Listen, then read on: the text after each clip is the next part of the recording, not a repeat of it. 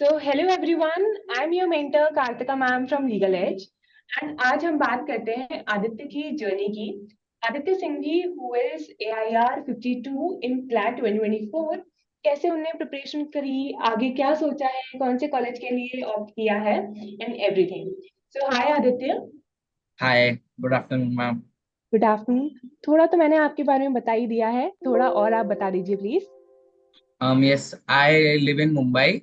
Hmm. I'm currently in 12th. I am going to appear for my boards this year, and okay I prepared by Legal Edge online. I was in Achievers batch. Okay okay. So Aditya कैसे preparation start करी, how was your journey? Ma'am, actually, when I started my preparation, I always heard that if you are going to give CLAT or you want to be a lawyer, you need hmm. to have really good reading. And I wasn't really much of a reader before I started CLAT because I didn't like to read novels. And so I was really demotivated that every other student reads novels and they are all very well read from their childhood only. And but that was not the case for me. So hmm. when I joined Legal Edge, after that only I developed my reading ability by reading the Hindu newspaper and various other articles and all. Hmm. So that is a myth that I faced, but hopefully with the help of Legal Edge, I overcame. Okay. तो reading जब habit डाली reading की, तो कौन सी ऐसी books थी, कोई books refer करी या कोई वेबसाइट्स रेफर करी रीडिंग के लिए? Yes, main to ma'am, every morning I used to read the Hindu editorials, which was a hmm. must. Hmm. And I read different magazine articles like genre specific from the New Yorker and different magazines. Hmm. And I started reading a book, The Legal Eagle. Hmm. And yeah, tried to read a lot of books, but mainly I focused on magazines and editorials. Okay. And starting कितने time से किया कि 30 minutes पढ़ूंगा, 45 minutes पढ़ूंगा, and and तक by the end of your preparation कितनी time की reading करना स्टार्ट कर दी थी आपने? I tried to at least read the both main Hindu editorials that were in hmm. my beginning, but gradually develop हुआ धीरे धीरे कर I was able to read all the editorials in 1 hour 15 minutes. Slowly, I was able to reach that. Okay okay. And अपने जो 5 sections हैं उसमें से अपने वीकेस्ट कौन से रहे और स्ट्रॉन्गेस्ट कौन से रहे? Ma'am, my strongest section was legal reasoning. Hmm. I was quite good and I was able to score well in legal reasoning. Hmm. But I think my weakest section was general knowledge. Okay. Um, in from starting only, I was able to score absolutely no marks in my 4 to 5 marks in my beginning. हाँ। And but then I saw other people score and they were all scoring 13, 14, 15. So I was a little disheartened by that. But hmm. gradually I started studying GK, and GK is a never-ending subject. So correct. I always felt that there is more, there is more. So that was my weakest section. Hmm. But slowly it improved. Hmm. So yeah. तो GK के लिए कौन सी चीजें refer करी, कैसे revision करा, क्या strategy रही जीके को इम्प्रूव करने के लिए? मैम, जीके का मैंने सबसे इम्प्रूव करने के लिए जो मेरी हेल्प हुई थी वो थी जीके फिएस्टा से हुई थी। हम्म। हम जीके फिएस्टा के जो 10 टॉपिक्स आते थे डेली, मैं हम्म। टेस्ट बहुत बार नहीं दे पाता था क्योंकि फ्राइडे को मेरी क्लासेस भी होती थी। But I use to still study the topics that were given on Monday. So habit उसकी तो बना ली थी कि वो 10 टॉपिक्स को मैं थॉरली रिवाइज करूंगा उस पूरे वीक में। And hmm. CLAT post was really helpful.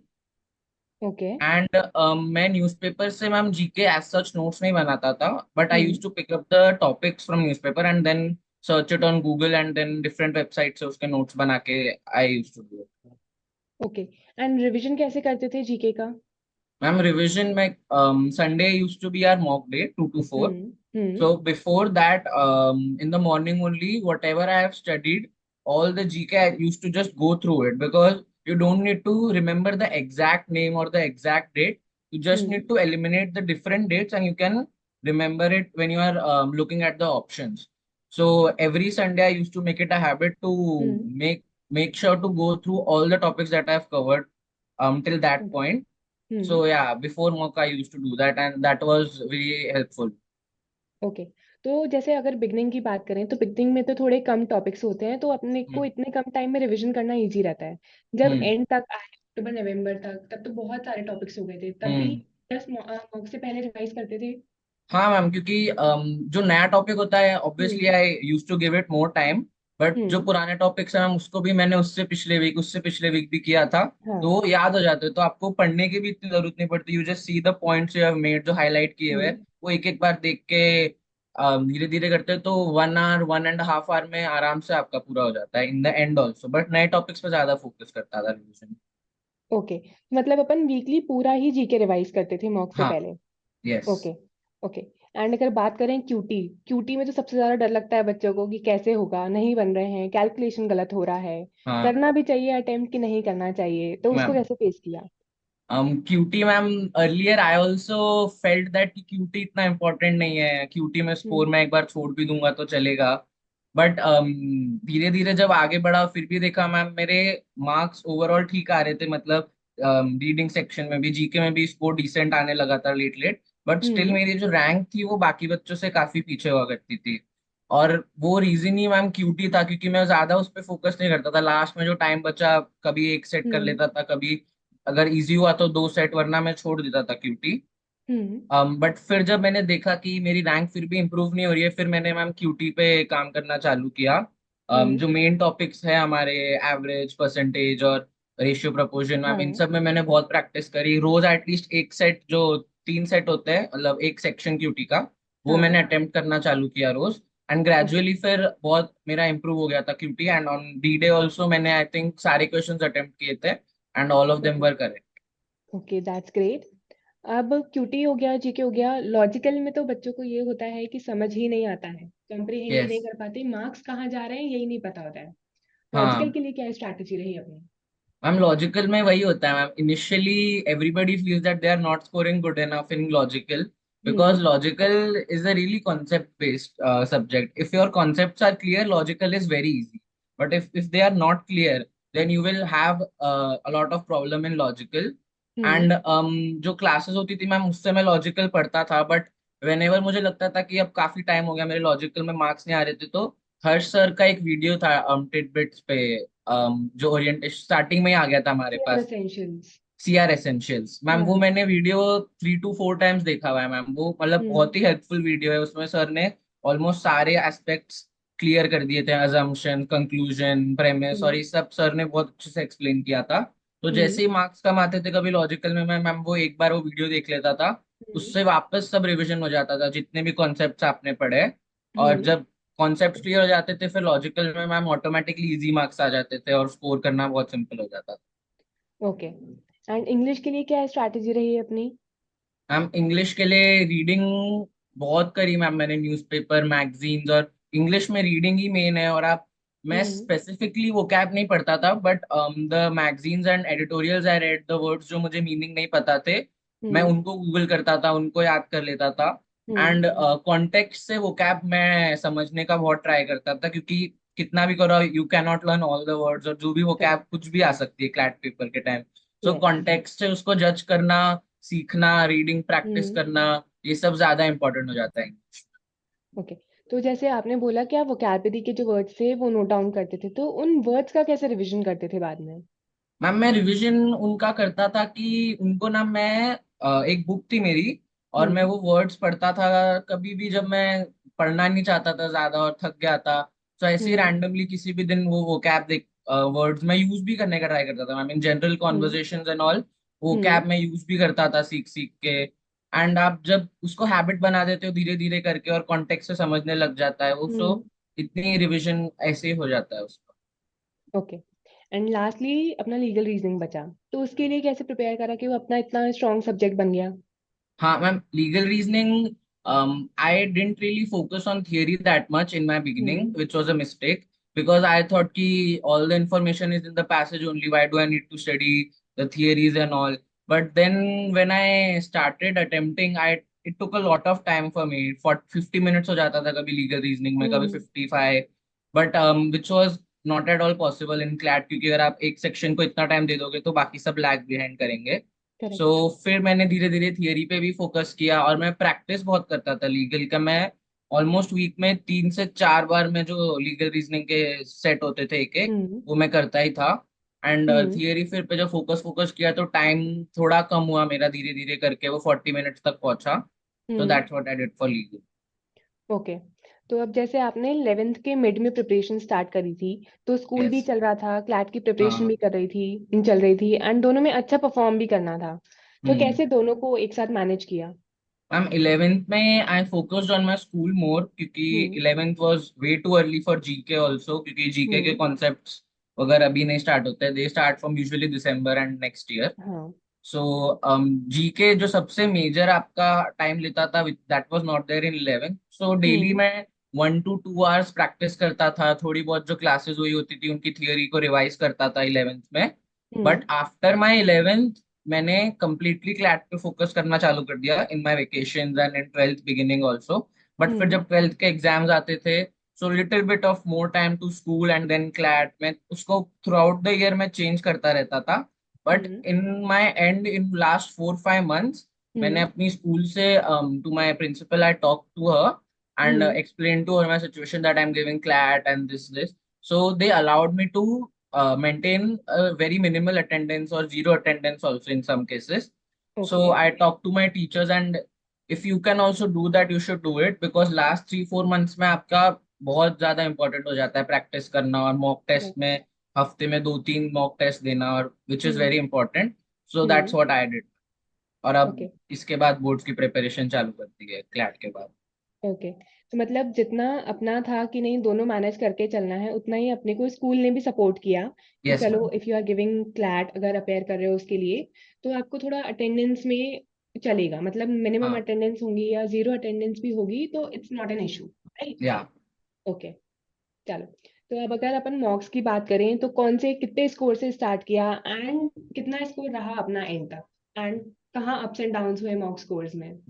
Ma'am मेरा फर्स्ट मॉक जो मैंने दिया था उसमें मेरा स्कोर था 37, थर्टी हम्म। सेवन पॉइंट फाइव हम्म। और वो मैम बहुत ही मतलब कम स्कोर था. आउट ऑफ 150 37.5 आया था उस टाइम पे जब मैंने स्टार्ट हाँ। किया था. बट फिर हाँ। मैम धीरे धीरे कर कर इम्प्रूव हुआ, बट वो बहुत टाइम तक 3-4 मंथ्स तक मेरे मार्क्स 45 50, हम्म। कभी कभी फ्लूक से 55 60 आ जाते थे. But hmm. जनरली 50 तक मेरे स्कोर रहे थे. बट फिर ग्रेजुअली इम्प्रूव हुआ जब मैंने लास्ट 6-7 मंथ्स में मेरे स्कोर 75 to 80 में आने लग गए थे. हम्म। और मैम बट एक्चुअली जो क्लैट के पहले के 2 मॉक्स थे, 54 and 55 CLAT hmm. Mocks hmm. Legal Edge के जो थे, हम्म। उसमें स्कोर रियली लो, मतलब मेरे एवरेज 80s में हो गए थे marks, 80 85. Okay. But hmm. Last 2 mocks थे मैम, उसमें मेरा स्कोर पता नहीं क्यों बट 65 आ गया था, और फिर वापस 63 आ गया था लास्ट 2 मॉक्स में.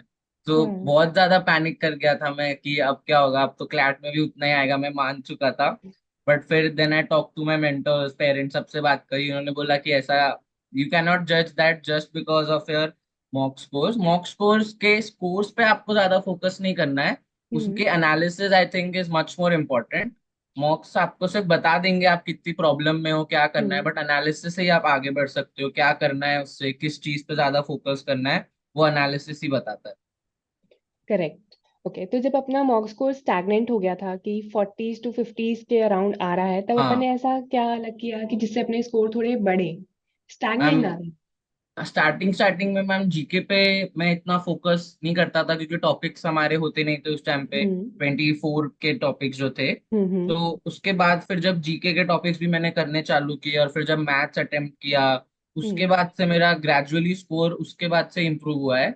और hmm. Legal reasoning logical English उसमें ऑलमोस्ट सबको थ्रू आउट इक्वल मार्क्स ही आते हैं. जो डिफरेंशिएटिंग सब्जेक्ट्स होते हैं I believe are maths and GK only, उनसे ही ओके। आपको एज मिलता है बाकी एस्पिरेंट्स से ज्यादा. तो मतलब अगर किसी भी बच्चे के मार्क्स स्टैग्नेंट हो गए हैं तो वो तीनों सेक्शंस तो है ही, बट सबसे हम्म. ज्यादा फोकस उसको जीके और मैथ्स पे करना चाहिए, बिकॉज वो है जो डिसाइडिंग फैक्टर होता है आपके यस. मॉक का। For sure. Okay. Okay. And mock के पहले आपका क्या शेड्यूल रहता था कि इतना इतना या तो पढ़ के जाऊंगा या रिवाइज करके जाऊंगा? जैसे आपने बताया जीके रिवाइज करके जाते हाँ थे, मैम, मैं और क्या मॉक के एक्स्ट्रा? पहले जनरली रिलैक्स ही रहता था. सिर्फ हम्म। जीके रिवीजन करता था और ज्यादा कुछ नहीं करता था, क्योंकि आप मॉक हम्म। के पहले ज्यादा सेक्शन सॉल्व करूंगा, मैं ये करूंगा, तो उससे आपका मतलब थोड़ा मोरल डाउन हो जाता है, थक जाते हो आप मॉक के पहले. So I correct. Use to stay fresh only, बस थोड़ा बहुत जीके कैजुअल रिवीजन और वो करता था, और दैट्स इट मैम. मैं और कुछ नहीं करता था पूरे दिन. 2 to 4 फिर मॉक देके घर पे आके फिर वापस हम्म। एनालिसिस और वो सब करता था. ओके। एंड मॉक के बाद एनालिसिस का क्या शेड्यूल था आपका? मैम मैं सबसे पहले I use to give my centres in legal edge Navi Mumbai mock. Hmm so मैं वापस आता था ma'am before the analysis videos and answer keys. मैं जो हम्म आंसर की हमें सेंटर से मिलती थी उससे ही अपना पेपर पूरा चेक करता था खुद से। और मैं हम्म इनिशियली से ही चालू करने लग जाता था कि मेरा ये आंसर गलत क्यों हुआ, ये आंसर सही क्यों हुआ। तो जब मैं हम्म चेक कर रहा होता था ma'am then only I use to read the questions and फिर मैं प्रिपेयर्ड होता था। और मैं जो क्वेश्चन मुझे डाउटफुल लग रहे थे कि इसमें मैंने क्यों मिस्टेक हम्म करी, मुझे समझ नहीं आ रहा, और उनको मैं सर्कल कर देता था। और फिर जब हम्म अगले दिन एनालिसिस वीडियो आती थी and I hmm use to go through that video, और फिर जहाँ जहाँ मेरे को ज्यादा डाउट था I use to hmm watch it और फिर वापस सॉल्व करता था जो क्वेश्चंस छूट गए थे मेरे या गलत हुए हम्म थे। That's what I use. Okay, तो मतलब डायरेक्टली वीडियो एनालिसिस पे या एक्सप्लेनेशंस पे जंप करने से पहले सेल्फ एनालिसिस करते थे। या okay. That's very important. Okay, तो मतलब सीधे मॉक वीडियो एनालिसिस पे नहीं जाना है, पहले खुद को देखना है, खुद को समझना है कहाँ गलती हुई है, क्यों गलती हुई है, सेल्फ एनालिसिस और फिर उसके बाद वीडियो एनालिसिस, राइट? या that's okay. What I use. Okay, so Aditya, और क्या ऐड करना चाहोगे आप आपकी जर्नी के रिगार्ड्स में? CLAT sorry question ma'am journey का था, मैं सुना नहीं। Yes, CLAT journey, Legal Edge की जर्नी, एनीथिंग। हाँ मैम, क्लैड की जो जर्नी होती है मैम ऐसे बोलते हैं बहुत अप्स एंड डाउन्स होते हैं, बट मैम अप्स हम्म तो बहुत कम ही होते हैं थ्रू आउट योर प्रिपरेशन। कभी हम्म मॉक में भी ज्यादा स्कोर आ गया तो बोल देते हैं इजी मॉक था सबको ही आया। सो अप्स तो बहुत ही कम होते हैं मैम, बट हाँ। डाउन्स बहुत होते हैं। और उस सब से आपको डील करना बहुत इंपॉर्टेंट है कि इस मॉक स्कोर में अगर कम आ गया तो ऐसा नहीं कि अब मैं ये छोड़ दूंगा, मुझे नहीं करना है ये सब। You can not think like that, you have hmm to be focused. Just do what you are suppose to do, schedule बनाओ अपना, don't think to hmm much. जो आपको करना है आप वही करो। And on hmm the CLAT day also your instincts will take over. आप इतना नहीं डरते हो आप जितना आप सोचते हो कि अब मेरा नहीं होगा, ये होगा वो होगा। इतना मत सोचो, just believe in what you do. I think that's the most important thing. Okay, तो मतलब अप्स एंड डाउन्स तो लगे रहेंगे, बट अगर एक बार डिसाइड कर लिया कि नहीं क्लैट देना है और अच्छे से देना है, तो बाकी चीजें नहीं सोचनी yes, discipline is very important ma'am. ये सब मोटिवेशन और वो सब नहीं, है। Discipline is I think more important that. अच्छा, चलो, डिसिप्लिन की बात हो रही है, तो जैसे कभी अगर डेली शेड्यूल बनाते थे, तो कभी ऐसा हुआ है कि नहीं यार, आज तो मन नहीं हो रहा है, आज इतना नहीं करता हूँ, आज रहने हम्म देता हूँ, रिलैक्स कर लेता हूँ, उससे कैसे डील करते थे? मैम, मंथ में एक 1 to 2 days तो ऐसे आते ही थे जब नहीं करना है मन और जब कुछ करने का मन नहीं होता था। तो हम्म बहुत बार मैंने ऐसा भी किया कि उस दिन मैंने सिर्फ चिल किया। बहुत बार ऐसा किया मैंने कि ठीक है हम्म आज अगर बहुत थक गया हो तो एक दिन थोड़ा छुट्टी भी लूंगा तो चलेगा, नेक्स्ट डे से और ज्यादा प्रिपरेशन करूंगा। सो अगर आपको एक हम्म दिन कभी ऐसा लग रहा है कि बहुत ज्यादा थक गए हो अब मेरे को कुछ और करना है, सो यू शुड डू दैट। कहीं बाहर जाओ एक दिन, हम्म कुछ घूम कर आओ।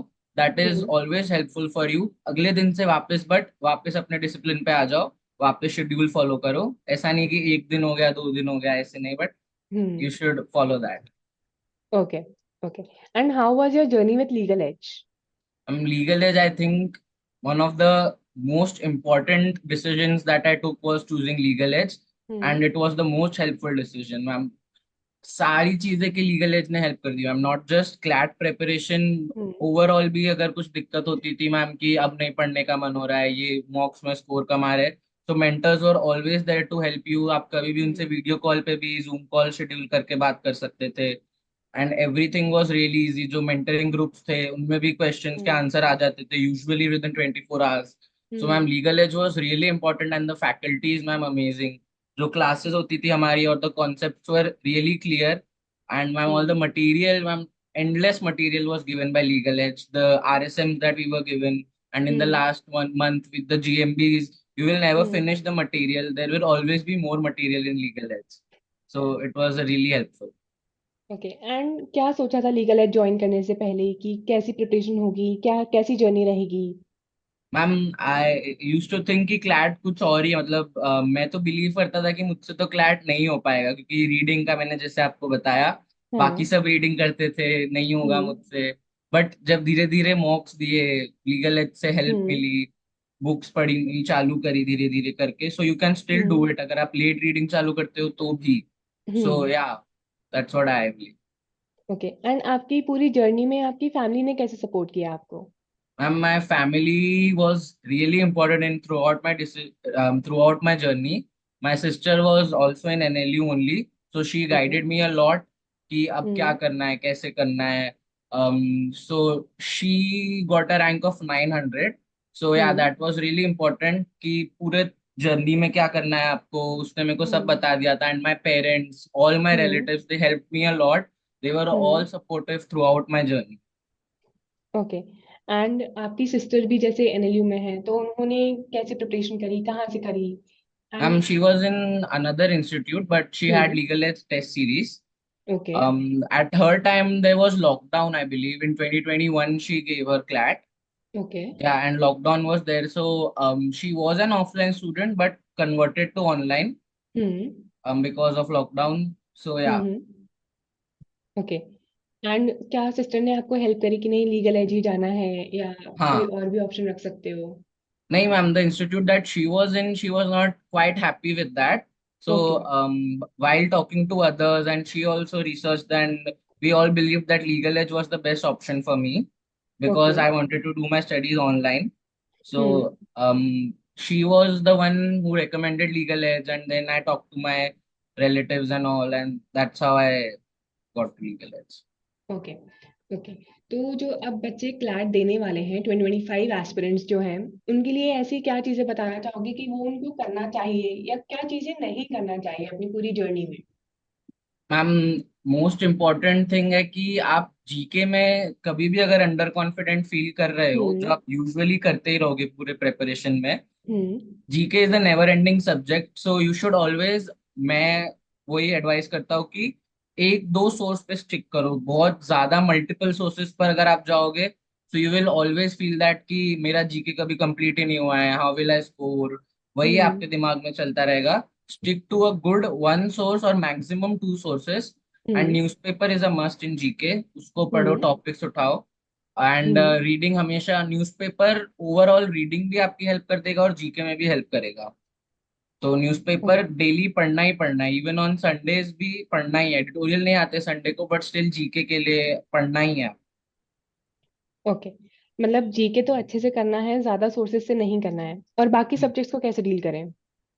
हम मैम, वही बाकी सब्जेक्ट्स में प्रैक्टिस ज्यादा हम्म इंपॉर्टेंट है। क्लैट में कुछ किसी भी चीज से ज्यादा आप क्लासेस कर हम्म लो, आप थियरी कर लो, वो आपको सिखा देंगी क्या करना है, बट प्रैक्टिस से ही आपका होगा।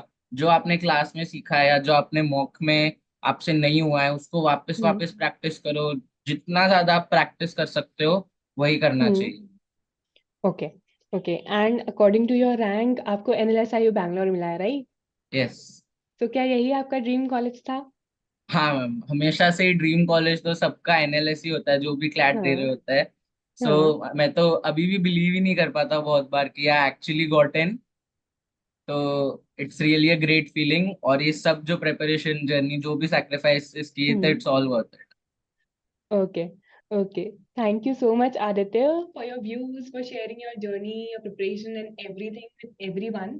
आई होप आप जल्दी से एनएलएसआईयू बैंगलोर जाओ एंड वहां से अपनी जर्नी शेयर करो कि वहां कैसा लग रहा है आपको। Thank you ma'am. Okay, yes. तो चलो, all the very best for your future. Thank you so much. Thank you ma'am.